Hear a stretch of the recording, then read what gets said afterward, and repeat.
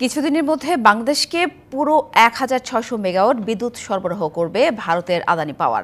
৩ মাস পর পুরো সরবরাহ পেতে যাচ্ছে বাংলাদেশ। যদিও বাংলাদেশ বিদ্যুতের দামে যে ছাড় ও কর সুবিধা চেয়েছিল তা দিতে রাজি হয়নি আদানি।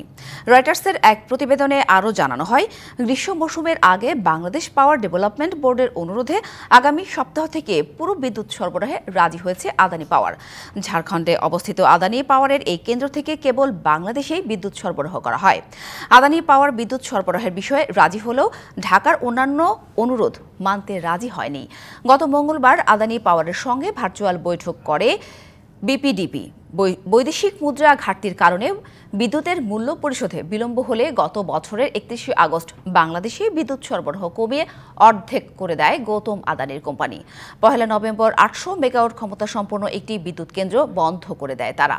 শীত মৌসুমে বিদ্যুতের চাহিদা কমে যাবে, সে কারণে বাংলাদেশও বিদ্যুৎ সরবরাহ অর্ধেক কমিয়ে দেওয়ার অনুরোধ জানানো হয়।